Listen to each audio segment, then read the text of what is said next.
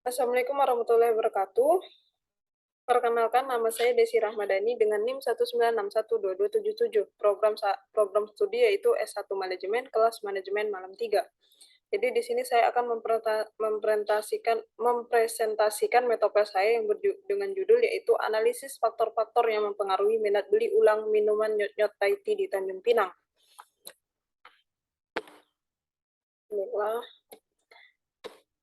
latar belakang. Saat ini perkembangan bisnis di Indonesia cukup terbilang sangat pesat, terutama di bidang kuliner atau makanan dan minuman. Pertumbuhan bisnis makanan dan minuman masih tercatat sebagai pertumbuhan bisnis yang tinggi di Indonesia. Dari tahun ke tahun, berbagai macam bisnis minuman, khususnya minuman Thai Tea, bermunculan di kota Tanjung Pinang. Namun, nyot-nyot Thai Tea merupakan salah satu waralaba atau bisnis yang mampu berkembang hingga saat ini. Tidak terlepas dari timbulnya permasalahan yang dihadapi akibat munculnya pesaing yang menawarkan berbagai macam variasi minuman Thai Tea yang berakibat pada penurunan penjualan atau omset pendapatan. Salah satu upaya yang dilakukan untuk bertahan dalam persaingan adalah dengan menjaga para konsumen agar tetap loyalitas dan tidak beralih pada jenis atau merek minuman yang lainnya. Namun menjaga kepercayaan konsumen bukanlah hal yang mudah, butuh perjuangan ekstra untuk membuat konsumen tetap melakukan pembelian pada usaha yang dijalankan. Baiklah.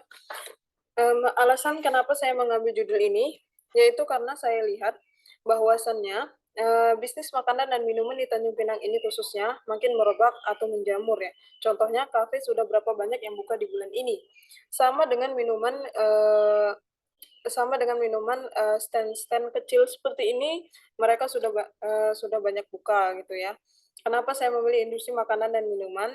Karena industri makanan ini dia mengalami kenaikan terus-menerus, tidak ada penurunan. Ada sih beberapa yang tutup, tapi kebanyakan kita melihat bahwasannya bisnis makanan ini terus naik.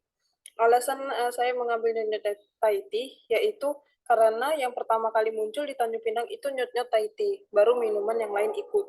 Karena dari sekian banyak minuman yang ada, pertama kali yang muncul di Tanjung Pinang itu adalah nyot-nyot dan menjamurlah bisnis-bisnis lainnya. Dan kenapa saya ambil nyot-nyot Thai Tea ini? Karena saya melihat dia tetap stabil walaupun ada banyak kompetitor atau pesaing bisnisnya. Dia tetap ada, malah dia nambah beberapa cabang. Rumusan masalah. Jadi rumusan masalah di sini yaitu adalah apa saja faktor-faktor yang mempengaruhi minat beli ulang minuman nyot-nyot Thai Tea di Tanjung Pinang. Batasan masalah yaitu objek penelitian di nyot-nyot Thai Tea cabang Wiratno. Sampel penelitian adalah orang yang melakukan pembelian minuman sebanyak 2 kali pembelian. Jadi kenapa saya mengambil objek penelitian yang di cabang Wiratno? Itu karena di sana ada tempat duduk. Jadi ada banyak orang yang nongki atau nongkrong sambil beli minum sambil duduk gitu ya. Jadi agak lebih mudah untuk mengisi kuesionernya. Kalau di tempat lain kan take away. Dan juga kenapa 2 kali pembelian? Karena kalau 1 kali pembelian itu berarti dia baru mencoba. Kalau sudah sebanyak 2 kali berarti itu diulang gitu ya, berulang atau dia membeli ulang gitu kan. Tujuan penelitian yaitu untuk mengetahui dan mengkaji faktor-faktor apa saja yang mempengaruhi terhadap minat beli ulang minuman nyot-nyot Thai Tea di Tanjung Pinang. Kegunaan penelitian yaitu kegunaan ilmiah dan praktis. Tinjauan teori atau kerangka pemikiran. Jadi di sini saya memakai 4 variabel dan 1 Y. Jadi di sini dapat ditunjukkan dengan garis lurus yaitu parsial. Itu adalah secara sendiri-sendiri dan garis putus yang ditunjukkan dengan garis putus-putus itu adalah secara bersamaan ya atau simultan. Jadi adanya pengaruh harga atau X1 terhadap minat beli ulang. Adanya pengaruh kualitas produk atau X2 terhadap minat beli ulang, adanya pengaruh promosi atau X3 terhadap minat beli ulang, adanya pengaruh lokasi atau X4 terhadap minat beli ulang. Jadi yang ditunjukkan dengan garis putus-putus atau simultan yaitu adanya pengaruh harga, kualitas produk, promosi, lokasi terhadap minat beli ulang. Kenapa saya memakai 4 variabel? Ini karena saya mengikut dari acuan jurnal terdahulu, yaitu di mana Ciptono 2015 berkata, yaitu yang mempengaruhi minat beli ulang itu ada 4. Yang pertama harga, yang kedua kualitas produk, yang ketiga promosi, dan yang keempat itu lokasi. Jadi kenapa saya mengambil 4 variabel ini, yaitu mengacu pada jurnal terdahulu.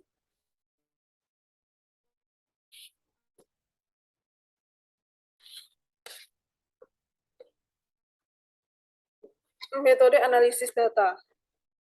Jadi jenis penelitian saya adalah yaitu kuantitatif. Kenapa penelitian saya kuantitatif? Karena ingin mengetahui pengaruh X terhadap Y. Jenis data dalam penelitian ini yaitu data primer dan data sekunder, yang mana data primer ini didapat dari objek penelitian, sedangkan data sekunder itu didapat dari buku dan jurnal, yang dimana jurnal adalah suatu laporan hasil mengenai hasil penelitian yang sudah diakui kebenarannya. Teknik pengumpulan data yakni kuesioner dan studi pustaka. Studi pustaka itu didapat dari buku. Populasi dan sampel.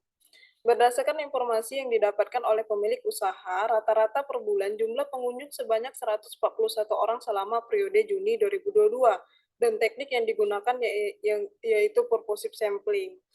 Nah, jadi populasi di sini sebanyak 141 orang, jadi bisa diasumsikan dalam sehari itu yang beli nyot-nyot Thai tea itu, kata mbaknya itu ada sekitar 4 atau sampai 5 orang yang belinya itu berulang. Jadi, tapi secara keseluruhan itu sekitar 15-an orang.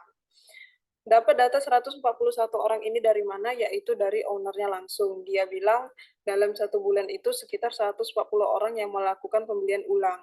Teknik sampling saya yaitu adalah purposive sampling. Jadi purposive sampling di sini adalah teknik penentuan sampel sesuai dengan kategori penelitian yang saya lakukan. Jadi tidak ada pembatasan dari siapapun yang beli, baik itu tidak ada batasan umur, profesi atau apapun. Jadi siapa saja yang beli secara berulang atau rutin gitu bisa termasuk dalam kategori penelitian yang saya lakukan. Teknik analisis data.